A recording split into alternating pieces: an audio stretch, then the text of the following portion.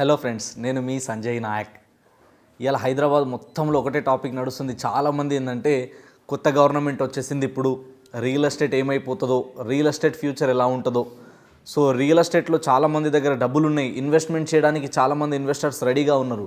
కానీ వాళ్ళందరికీ ఒక భయం ఏంటంటే ఇప్పుడు కొత్త గవర్నమెంట్ వచ్చింది, కొత్త పాలసీస్ ఏం తీసుకొస్తుందో, సో ఇప్పుడు ఇన్వెస్ట్మెంట్ చేస్తే ఎంతవరకు సేఫ్ ఉంటుంది, ఏ విధమైన రిటర్న్స్ వస్తాయి మనకి, ఏ విధమైన అప్రిషియేషన్స్ వస్తాయి మనకి అని చెప్పి చాలామంది, అంటే ఇన్ని రోజులు గతంలో కూడా ఎప్పుడు ఎన్ని కాల్స్ రాలేదు నాకు కూడా పర్సనల్లీ, బట్ ఈ మధ్య కాలంలో లాస్ట్ ఒక 1 మంత్లో అన్ని కాల్స్ వస్తున్నాయి అనమాట.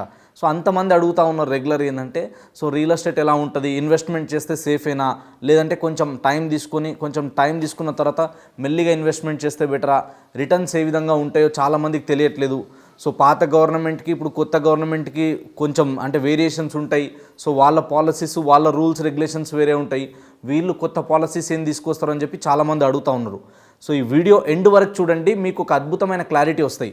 అంటే హైదరాబాద్ రియల్ ఎస్టేట్ ఎలా ఉండబోతుంది.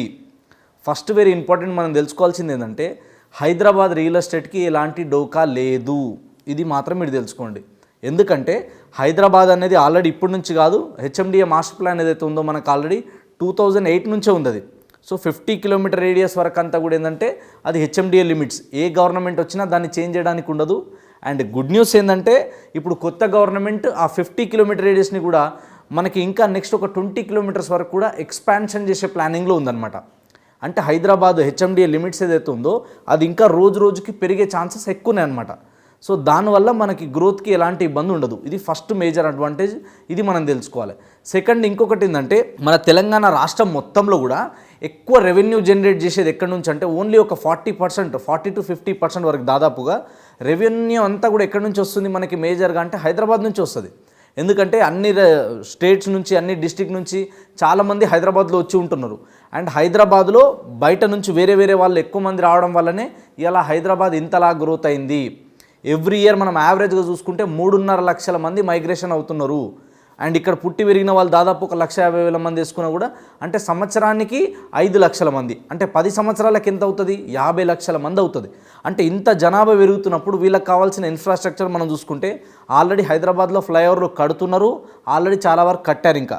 సో సిటీ అనేది కూడా ఏంటంటే ఇప్పుడు సిటీ లోపల కూడా డెవలప్మెంట్ జరుగుతుంది. అదేవిధంగా సిటీకి నలువైపులా అంటే ఎప్పుడైతే మనం డెవలప్మెంట్స్ ఎక్స్పాన్షన్ చేస్తామో అప్పుడే గ్రోత్ అవుతుంది. ఎంతసేపు ఉన్న ఏరియాలోనే డెవలప్మెంట్ చేసుకుంటా, ఉన్న ఒక ఏరియానే హైలైట్ చేసుకుంటా కూర్చుంటే కాదు. సో ఏ గవర్నమెంట్ వచ్చినా కూడా ఏంటంటే హైదరాబాద్ రియల్ ఎస్టేట్కి గ్రోత్కి ఎలాంటి ఇబ్బంది ఉండదు. ఇంకొక విషయం ఏంటంటే, ఎవరైతే ఇప్పుడు మనకి కొత్తగా సీఎం గారు వచ్చారో రేవంత్ రెడ్డి గారు, ఆయన కూడా రియల్ ఎస్టేట్ ఇండస్ట్రీ నుంచి వచ్చిన వ్యక్తి.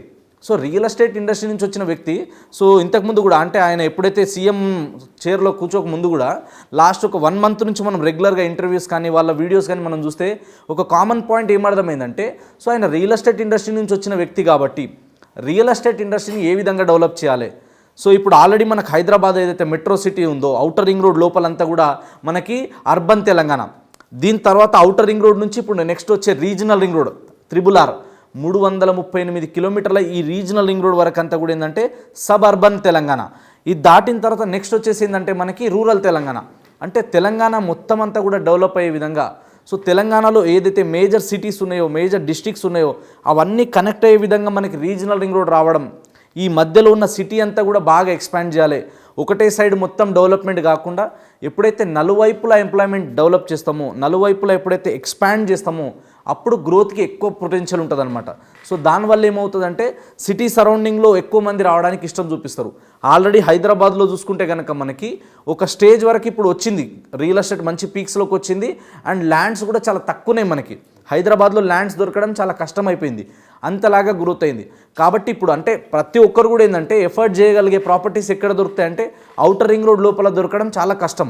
సో ఔటర్ రింగ్ రోడ్ దగ్గర కొనలేని వాళ్ళు ఎవరైతే ఉన్నారో కూడా, ఒకప్పుడు ఔటర్ రింగ్ రోడ్ వస్తుంది అంటే చాలామంది నమ్మలే చాలామంది.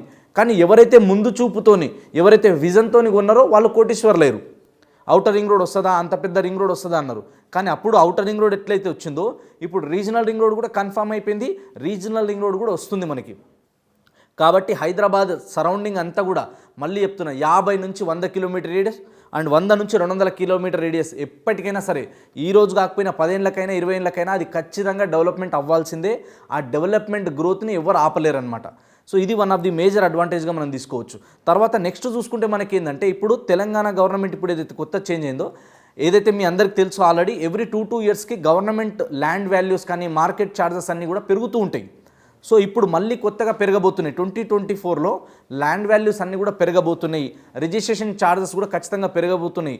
సో ఈ ఛాన్సెస్ ఉన్నాయి. ఎందుకంటే ఎప్పుడైతే సిటీ డెవలప్మెంట్ అవుతుందో, ఎప్పుడైతే ఇంకొక విషయం ఏంటంటే రూరల్ ఏరియాల నుంచి ఎక్కువ మంది అర్బన్ ఏరియాస్కి వస్తున్నారు.